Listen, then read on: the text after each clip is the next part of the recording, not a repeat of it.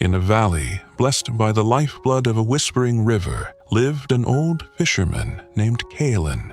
His home was a simple hut made of river stones and smooth wood, and his face was a map of countless sunrises, etched with lines of peace and contentment.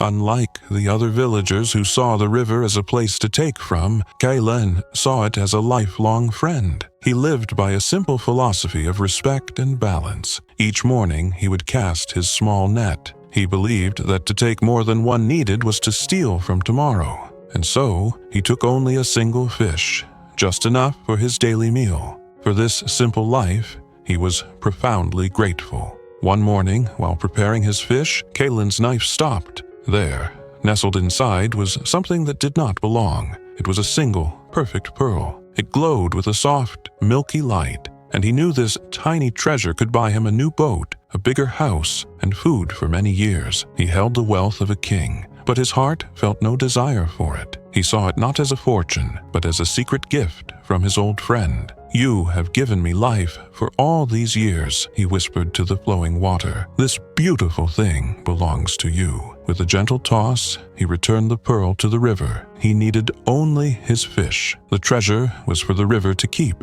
The following day, the river offered another surprise. Inside his fish, Kalen found 2 perfect pearls. He smiled, understanding the river's quiet language. It was not rewarding greed, but thanking him for his contentment. With a heart full of warmth, he took only the fish and gently returned both pearls to the water's gentle currents. Soon, the quiet peace of the river was shattered. Villagers, their hearts burning with envy, rushed to the water with greedy, wide-mouthed nets. They thrashed and fought, but the river remained silent and empty for them. It held its treasures only for the one who did not demand them. Kalen watched them from his hut with a quiet sadness. Then, a great drought fell upon the land. The sun baked the earth without mercy. The crops withered, and the river's song grew faint. The villagers grew hungry and desperate. Hope began to dry up, just like the riverbed. Kalen, too, felt the gnawing hunger, but his trust in his old friend remained. He walked to its edge not with demand, but with quiet hope.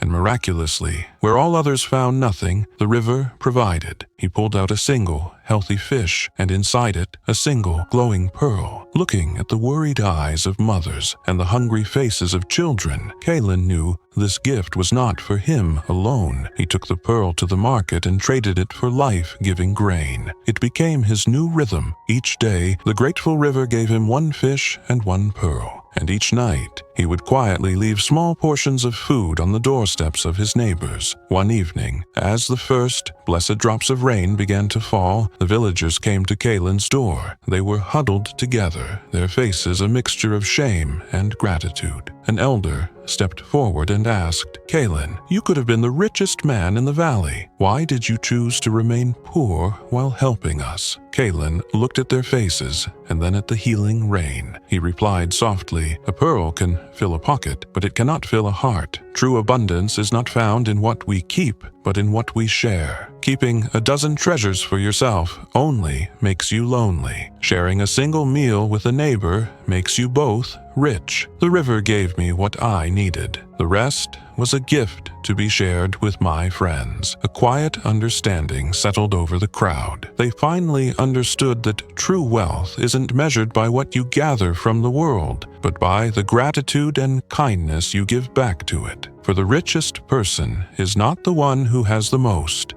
but the one who is content with just enough.